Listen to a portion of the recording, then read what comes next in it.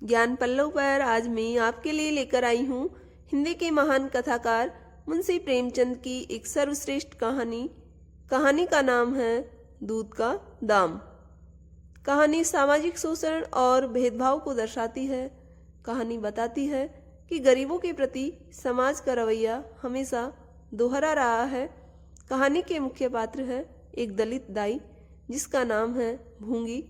जमींदार महेशनाथ भूंगी है, वह जमींदार के बच्चे को अपना दूध पिलाकर पालती है, स्वस्थ रखती है। भूंगी को यह आश्वासन दिया गया था कि इसके बदले में उसे प्यार, इज्जत, शोहरत, जमीन सब कुछ मिलेगी, लेकिन अंत में उसे मिलता है केवल अपमान। यहाँ तक कि उसका खुद का बच्चा मंगल माँ के दूध के अभाव में बीमार हो जाता है। वह अंत में जमींदार के परिवार की जूठन खाने को मजबूर हो जाता है। बच्चा सोचता है कि माँ के दूध की कीमत क्या मिली है। चलिए अब हम कहानी को शुरू करते हैं। अब बड़े बड़े शहरों में दाइयाँ, नर्सें और लेडी डॉक्टर सभी पैदा हो गई है, लेकिन देहातों में जच्चे खानों पर अभी तक भंगीनों का ही प्रभुत्व है और निकट भविष्य में इसमें कोई तब्दीली होने की आशा नहीं। बाबू महेशनाथ अपने गांव के जमींदार थे, शिक्षित थे और जच्चे खाने में सुधार की आवश्यकता को मानते थे, लेकिन इसमें जो बाधाएं थी उन पर कैसे विजय पाते। कोई नर्स देहात में जाने पर राजी न हुई और बहुत कहने सुनने से राजी भी हुई तो इतनी लंबी चौड़ी फीस मांगी कि बाबू साहब को सिर झुकाकर चले आने के सिवा और कुछ न सूझा। लेडी डॉक्टर के पास जाने की उन्हें हिम्मत न पड़ी। उसकी फीस पूरी करने के लिए तो शायद बाबू साहब को अपनी आधी जायदाद बेचनी पड़ती। इसलिए जब 3 कन्याओं के बाद वह चौथा लड़का पैदा हुआ तो फिर वही गूदड़ था और वही गूदड़ की बहू। बच्चे अक्सर रात ही को पैदा हो जाते हैं। एक दिन आधी रात को चपरासी ने गूदड़ के द्वार पर ऐसी हाँक लगाई कि पास पड़ोस में भी जाग पड़ गई। लड़की न थी कि मरी आवाज से पुकारता। गूदड़ के घर में इस शुभ अवसर के लिए महीनों से तैयारियां हो रही थी। भय था तो यही कि फिर बेटी न हो जाए, नहीं तो वही बंधा हुआ 1 रुपया और 1 साड़ी मिलकर रह जाएगी। इस विषय में स्त्री पुरुष में कितनी ही बार झगड़ा हो चुका था। शर्त लग चुकी थी। स्त्री कहती थी, अगर अब की बेटा न हो तो मुंह न दिखाऊं। हाँ हाँ, मुंह न दिखाऊं, सारे लक्षण बेटे के हैं। और गूदड़ कहता था, देख लेना, बेटी होगी और बीज खेत बेटी होगी। बेटा निकले तो मूछे मुंह डालूं। हाँ हाँ, मूछे मुंह डालूं। शायद गूदड़ समझता था किस तरह अपनी स्त्री में पुत्र कामना को बलवान करके वह बेटे की अवाई के लिए रास्ता साफ कर रहा है। भूंगी बोली, अब मूछ मुंडाले डाडीजार, कहती थी बेटा होगा, सुनता ही न था, अपने ही रट लगाए जाता था। मैं आप तेरी मूछे मुंडूंगी, खूंटी तक को रखूंगी ही नहीं। गूदड़ ने कहा, अच्छा मूंड लेना भली मानस, मूछे क्या फिर निकलेगी ही नहीं। तीसरे दिन देख लेना, फिर ज्यों की त्यों हैं, मगर जो कुछ मिलेगा उसमें आधा रखा लूंगा, कह देता हूं। भूंगी ने अंगूठा दिखाया और अपने 3 महीने के बालक को गूदड़ के सुपुर्द कर सिपाही के साथ चल खड़ी हुई। गूदड़ ने पुकारा, अरे सुन तो, कहाँ भागी जाती है? मुझे भी बधाई बजाने जाना पड़ेगा, इसे कौन संभालेगा? भूंगी ने दूर ही से कहा, इसे वहीं धरती पर सुला देना, मैं आप दूध पिला जाऊंगी। महेशनाथ के यहाँ अब भूंगी की खूब खातिरदारियां होने लगी। सवेरे हरीरा मिलता, दोपहर को पूरियां और हलवा, तीसरे पहर को, फिर और रात को, फिर और गूदड़ को भी भरपूर परोसा मिलता। भूंगी अपने बच्चों को दिन रात में 1-2 बार से ज़्यादा दूध न पिला सकती थी। उसके लिए ऊपर से दूध का प्रबंध था। भूंगी का दूध बाबू साहब का भाग्यवान बालक पीता था और यह सिलसिला 12वें दिन भी न बंद हुआ। मालकिन मोटी ताजी देवी थी, पर अब की कुछ ऐसा संयोग हुआ कि उन्हें दूध हुआ ही नहीं। तीनों लड़कियों की बार इतने इफरात से दूध होता था कि लड़कियों को बदहजमी हो जाती थी। अब की एक बूंद भी नहीं। भूंगी दाई भी थी और दूध पिलाई भी। मालकिन कहती, भूंगी हमारे बच्चे को पाल दे, फिर जब तक तू जिए बेटी खाती रहना। 5 बीघे माफी दिलवा दूंगी, नाती पोते तक चैन करेंगे। और भूंगी का लड़का ऊपर का दूध हजम न कर सकने के कारण बार बार उल्टी करता और दिन दिन दुबला होता जाता था। भूंगी कहती, भौजी मुंडन में चूड़े लूंगी, कह देती हूँ। भौजी उत्तर देती, हाँ हाँ चूड़े लेना भाई, धमकाती क्यों है? चांदी के लेगी या सोने के? वाह भौजी, चांदी के चूड़े पहन के किसी मुंह दिखाऊंगी और किसकी हंसी होगी। अच्छा सोने के लेना भाई, कह तो दिया। और ब्याह में कंठा लूंगी और चौधरी गूदड़ के लिए हाथों के तोड़े, वह भी लेना, भगवान वह दिन तो दिखावे। घर में मालकिन के बाद भूंगी का राज्य था। महरिया, महाराजिन, नौकर चाकर सब उसका रोब मानते थे। यहाँ तक कि खुद भौजी भी उससे दब जाती थी। एक बार तो उसने बाबू महेश नाथ को भी डांटा था। हंसकर टाल दिए। बात चली थी भंगियों की। महेश नाथ ने कहा था, दुनिया में और चाहे जो कुछ हो जाए, भंगी भंगी ही रहेंगे, इन्हें आदमी बनाना कठिन है। इस पर भूंगी ने कहा था, मालिक भंगी तो बड़ों बड़ों को आदमी बनाते हैं, उन्हें कोई क्या आदमी बनाए। यह गुस्ताखी करके किसी दूसरे अवसर पर भला भूंगी के सिर पर बाल बच सकते थे, लेकिन आज बाबू साहब ठठाकर हंसे और बोले, भूंगी बात बड़े पते की कहती है।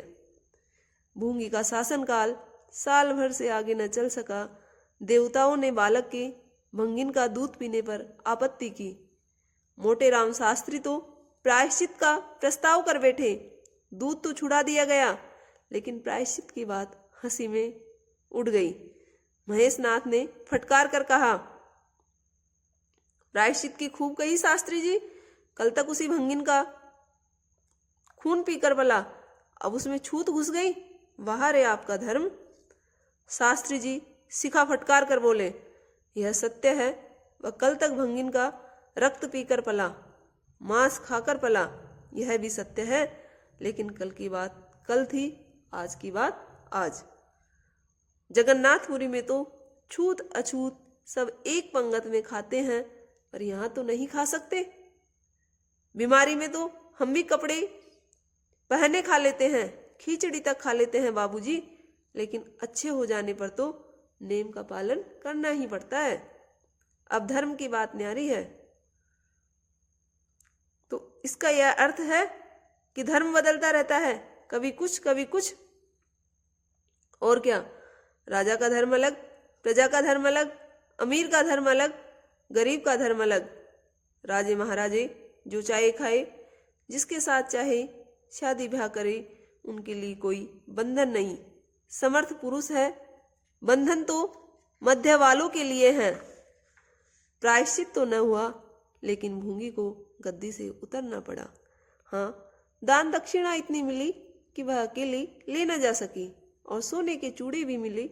एक की जगह 2 नई सुंदर साड़ियाँ, मामूली नैन सुख की नहीं, जैसी लड़कियों की बार मिली थी। इसी साल प्लेग ने जोर बांधा और गूदड़ पहले ही चपेट में आ गया। भूंगी अकेली रह गई, पर गृहस्थी जो की त्यों चलती रही। लोग ताक लगाए बैठे थे कि भूंगी अब गई। फला भंगी से बातचीत हुई, फला चौधरी आए, लेकिन भूंगी न कहीं आई न कहीं गई। यहाँ तक कि 5 साल बीत गए और उसका बालक मंगल दुर्बल और सदा रोगी रहने पर भी दौड़ने लगा, लेकिन वह सुरेश के सामने पिद्दी सा लगता था।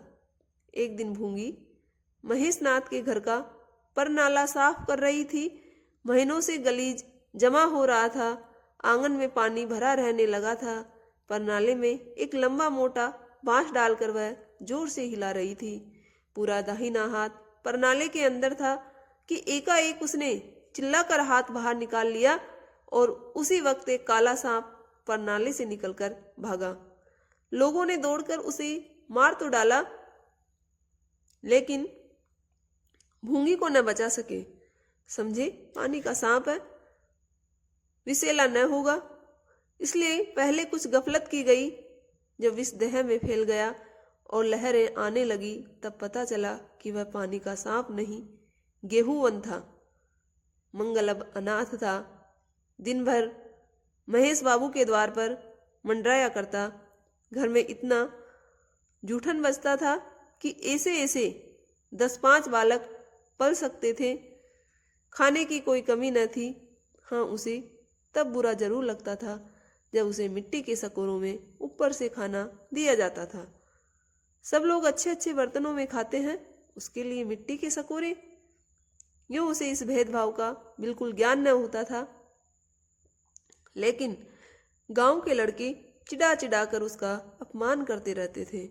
कोई उसे अपने साथ खिलाता भी न था। यहाँ तक कि जिस टाट पर वह सोता था वह भी अछूत था। मकान के सामने एक नीम का पेड़ था, इसी के नीचे मंगल का डेरा था। एक फटा सा टाट का टुकड़ा, 2 मिट्टी के सकोरे और एक धोती जो सुरेश बाबू की उतारन थी। जाड़ा, गर्मी, बरसात, हर एक मौसम में वह जगह एक सी आरामदेह थी। और भाग्य का बली मंगल झुलसी हुई लू, गलते हुए जाड़े और मूसलाधार वर्षा में भी जिंदा और पहले से भी कहीं स्वस्थ था। बस उसका कोई अपना था तो गांव का एक कुत्ता, जो अपने सहवर्गीयों के जन्म से दुखी होकर मंगल की शरण आ पड़ा था। दोनों एक ही खाना खाते, एक ही टाट पर सोते। तबीयत भी दोनों की एक सी थी और दोनों एक दूसरे के स्वभाव को जान गए थे। कभी आपस में झगड़ा न होता। गांव में धर्मात्मा लोग बाबू साहब की सुदारता पर आश्चर्य करते। ठीक द्वार के सामने 50 हाथ भी न होता। मंगल का पड़ा रहना उन्हें 16 आने धर्म विरुद्ध जान पड़ता। छी, यही हाल रहा तो थोड़े दिनों में धर्म का अंत समझो। भंगी को भी भगवान ने ही रचा है, यह हम भी जानते हैं। उनके साथ हमें किसी तरह का अन्याय न करना चाहिए, यह किसे नहीं मालूम। भगवान का तो नाम ही पतित पावन है, लेकिन समाज की भी मर्यादा की भी कोई वस्तु है? उस द्वार पर जाते हुए संकोच होता है। गांव के मालिक है, जाना तो पड़ता है, लेकिन बस यही समझ लो कि घृणा होती है। मंगल और टामी में गहरी चंती थी। मंगल कहता, देखो भाई टामी, और जरा खिसक कर सो। आखिर मैं कहाँ लेटूं? सारा टाट तो तुमने घेर लिया। टोमी कू कू करता, दुम हिलाता और खिसक जाने के बदले और ऊपर चढ़ाता और मंगल का मुंह चाटने लगता। शाम को वह एक बार रोज अपना घर देखने और थोड़ी देर रोने जाता। पहले साल फूस का छप्पर गिर पड़ा, दूसरे साल एक दीवार गिरी और अब केवल आधी आधी दीवारें खड़ी थी, जिसका ऊपरी भाग नोकदार हो गया था। यही उसे स्नेह की संपत्ति मिली थी। वही स्मृति, वही आकर्षण, वही प्यार उसे एक बार उस उजड़ में खींच ले जाते थे और टोमी सदैव उसके साथ होता था। मंगल नोकदार दीवार पर बैठ जाता और जीवन के बीते और आने वाले स्वप्न देखने लगता और टोमी बार बार उछलकर उसकी गोद में बैठने की असफल चेष्टा करता। एक दिन कई लड़के खेल रहे थे। मंगल भी पहुंचकर दूर खड़ा हो गया। या तो सुरेश को उस पर दया आई या खेलने वालों की जोड़ी पूरी न पड़ती थी। कह नहीं सकते, जो कुछ भी हो, उसने तजवीज की कि आज मंगल को भी खेल में शरीक कर लिया जाए। यहाँ कौन देखने आता है? क्यों रे मंगल, खेलेगा? मंगल बोला, न भैया, कहीं मालिक देख ले तो मेरी चमड़ी उधेड़ दी जाए। तुम्हें क्या, तुम तो अलग हो जाओगे। सुरेश ने कहा, तो यहाँ कौन आता है देखने बे? चल, हम लोग सवार सवार खेलेंगे। तू घोड़ा बनेगा, हम लोग तेरे ऊपर सवारी करके दौड़ाएंगे। मंगल में शंका थी कि मैं बराबर घोड़ा ही रहूंगा कि सवारी भी करूंगा, ये बता तो दो। यह प्रश्न टेढ़ा था, किसी ने इस पर विचार न किया था। सुरेश ने एक क्षण विचार करके कहा, तुझे कौन अपनी पीठ पर बिठाएगा? सोच, आखिर तू भंगी है कि नहीं? मंगल भी कड़ा हो गया, बोला, मैं कब कहता हूं कि मैं भंगी नहीं हूं? लेकिन तुम्हें मेरी ही माँ ने अपना दूध पिलाकर पाला है। जब तक मुझे भी सवारी करने को न मिलेगी मैं घोड़ा न बनूंगा। तुम लोग बड़े चगड़ हो, आप तो मजे से सवारी करोगे और मैं घोड़ा ही बना रहूंगा। सुरेश ने डांट कर कहा, तुझे घोड़ा बनना पड़ेगा, और मंगल को पकड़ने दौड़ा। मंगल भागा, सुरेश ने दौड़ाया। मंगल ने कदम और तेज किया, सुरेश ने भी जोर लगाया, मगर वह बहुत खा खाकर थल थल हो गया था। दौड़ने में उसकी सांस फूलने लगती थी। आखिर उसने रुककर कहा, आकर घोड़ा बनो मंगल, नहीं तो कभी पा जाऊंगा तो बुरी तरह पीटूंगा। तुम्हें भी घोड़ा बनना पड़ेगा। अच्छा, हम भी बन जाएंगे। तुम्हें पीछे से निकल जाओगे, पहले तुम घोड़ा बन जाओ, मैं सवारी कर लूं, फिर मैं बनूंगा। सुरेश ने सचमुच चकमा देना चाहा था। मंगल का यह मुकाबला सुनकर साथियों से बोला, देखते हो इसकी बदमाशी, भंगी है ना? तीनों ने मंगल को घेर लिया और उसे जबरदस्ती घोड़ा बना दिया। सुरेश ने चटपट उसकी पीठ पर आसन जमा लिया और टिक टिक करके बोला, चल घोड़े चल। मंगल कुछ देर तक तो चला, लेकिन उस बोझ से उसकी कमर टूट जाती थी। उसने धीरे से पीठ सिकोड़ी और सुरेश की रान के नीचे से सरक गया। सुरेश महोदय लत से गिर पड़े और भोंपू बजाने लगे। माँ ने सुना सुरेश कहीं रो रहा है। सुरेश कहीं रोए तो उनके तेज कानों में जरूर भनक पड़ जाती थी। उनका रोना भी बिल्कुल निराला था, जैसे छोटी लाइन के इंजन की आवाज। मैरी से बोली, देख तो सुरेश कहीं रो रहा है, पूछ तो किसने मारा है। इतने में सुरेश खुद आंखें मलता हुआ आया। उसे जब रोने का अवसर मिलता था तो माँ के पास फरियाद लेकर जरूर जाता था। माँ मिठाइयाँ मेवे देकर आंसू पोंछ देती थी। आप थे तो 8 साल के, मगर थे बिल्कुल गाऊंदी। हद से ज्यादा प्यार ने उसकी बुद्धि के साथ वही किया जो हद से ज्यादा भोजन ने उसकी देह के साथ। माँ ने पूछा, क्यों रोता है सुरेश, किसने मारा? सुरेश ने रोकर कहा, मंगल ने छू दिया। माँ को विश्वास न आया। मंगल इतना निरीह था कि उससे किसी तरह की शरारत की शंका न होती, लेकिन जब सुरेश कसमें खाने लगा तो विश्वास करना लाजिम हो गया। मंगल को बुलाकर डांटा, क्यों रे मंगल, अब तुझे बदमाशी सूझने लगी? मैंने तुझसे कहा था सुरेश को कभी मत छूना, याद है कि नहीं? बोल। मंगल ने दबी आवाज से कहा, याद क्यों नहीं है? तो फिर तूने उसे छुआ क्यों? मैंने नहीं छुआ। तूने नहीं छुआ तो वह रोता क्यों है? गिर पड़े, इससे रोने लगे। चोरी और सीना जोरी। देवी जी दांत पीस कर रह गई, मारती तो उसी दम स्नान करना पड़ता, छड़ी तो हाथ में लेनी ही पड़ती, और छूत का विद्युत प्रवाह इस छड़ी के रास्ते उसकी देह में पेवस्त हो जाता। इसलिए जहां तक गालियां दे सकी और हुक्म दिया कि अभी यहां से निकल जा। फिर जो द्वार पर तेरी सूरत नजर आई तो खून ही पी जाऊंगी। मुफ्त की रोटियां खा खा कर शरारत सूझती है। मंगल तो गैरत तो क्या थी, हाँ डर था। चुपके से उसने अपने सकोरे उठाए, टाट का टुकड़ा बगल में दबाया, धोती कंधे पर रखी और रोता हुआ वहां से चल पड़ा। अब यहाँ कभी ना आएगा, यह ही तो होगा कि भूखे मर जाएगा, क्या हरज है? इस तरह जीने से तो फायदा ही क्या? गांव में उसके लिए और कहाँ ठिकाना था। भंगी को कौन पनाह देता? उसी खंडर की ओर चल पड़ा जहां भले दिनों की स्मृतियां उसके आंसू पहुंच सकती थी, और खूब फूट फूट कर रोया। उसी क्षण टॉमी भी उसे ढूंढता हुआ पहुंचा और दोनों फिर अपनी व्यथा भूल गए। लेकिन जो जो दिन का प्रकाश क्षीण होता जाता था, मंगल की ग्लानि भी क्षीण होती जाती थी। बचपन की बेचैन करने वाली भूख देह का रक्त पी पी कर और बलवान होती जाती थी। आंखें बार बार सकोरों की ओर उठ जाती। वह अब तक सुरेश की झूठी मिठाइयां उसे मिल गई होती, यहाँ क्या धूल फांके। उसने टॉमी से सलाह की, खाओगे क्या टॉमी? मैं तो भूखा लेटा रहूंगा। टॉमी ने भी कूकू करके शायद कहा, इस तरह का अपमान तो जिंदगी भर सहना है। यूँ हिम्मत हारोगे तो कैसे काम चलेगा। मुझे देखो ना, कभी किसी ने डंडा मारा, चिल्ला उठा, फिर जरा देर बाद दुम हिलाता हुआ उसी के पास जा पहुंचा। हम तुम दोनों इसीलिए बने हैं भाई। मंगल ने कहा, तो तुम जाओ, जो कुछ मिले खा लो, मेरी परवाह न करो। टॉमी ने अपनी स्वान भाषा में कहा, अकेला नहीं जाता, तुम्हें साथ लेकर चलूंगा। मैं नहीं जाता तो मैं भी नहीं जाता। भूखे मर जाओगे तो क्या तुम जीते रहोगे? मेरा कौन बैठा है जो रोएगा? यहाँ भी वही हाल है भाई। कुआर में जिस कुतिया से प्रेम किया था उसी ने बेवफाई की और अब कल्लू के साथ है। खैरियत यही हुई कि अपने बच्चे लेती गई, नहीं तो मेरी जान गाड़े में पड़ जाती। 5-5 बच्चों को कौन पालता? एक क्षण के बाद भूख ने एक दूसरी युक्ति सोच निकाली। मालकिन हमें खोज रही होगी, क्यों टॉमी?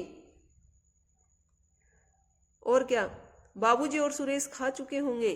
कहार ने उनकी थाली से झूठा निकाल लिया होगा और हमें पुकार रहा होगा। सब का सब घूरे पर डाल दिया जाएगा। देखे, हमें खोजने कोई आता है क्या? खोजने कौन आएगा? क्या कोई पुरोहित हो? एक बार मंगल मंगल होगा और बस थाली पर नाले में उड़ेल दी जाएगी। अच्छा तो चलो चले, मगर मैं छिपा रहूंगा। अगर किसी ने मेरा नाम लेकर न पुकारा तो मैं लौट आऊंगा, यह समझ लो। दोनों वहां से निकले और आकर महेशनाथ के द्वार पर अंधेरे में दबक कर खड़े हो गए। मगर टॉमी को सब्र कहाँ, वह धीरे से अंदर घुस गया। देखा, महेशनाथ और सुरेश थाली पर बैठ गए हैं। बरोठे में धीरे से बैठ गया, मगर डर रहा था कि कोई डंडा न मार दे। नौकर से बातचीत हो रही थी। एक ने कहा, आज मंगलवा नहीं दिखाई देता। मालकिन ने डांटा था, इससे भागा है शायद। दूसरे ने जवाब दिया, अच्छा हुआ निकाल दिया, सवेरे सवेरे भंगी का मुंह देखना पड़ता है। मंगल और अंधेरे में खिसक गया। आशा गहरे जल में डूब गई। महेशनाथ थाली से उठे, नौकर का हाथ धुल रहा था। अब हुक्का पिएंगे और आराम से सोएंगे।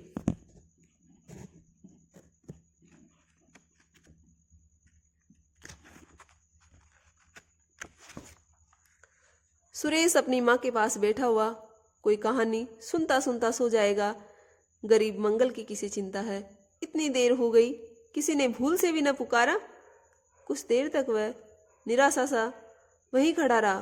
फिर एक लंबी सांस खींचकर जाना ही चाहता था कि कहार पत्तल में थाली का झूठन ले जाता नजर आया। मंगल अंधेरे से निकलकर प्रकाश में आ गया। अब मन को कैसे रोके? कहार ने कहा, अरे तू यहाँ?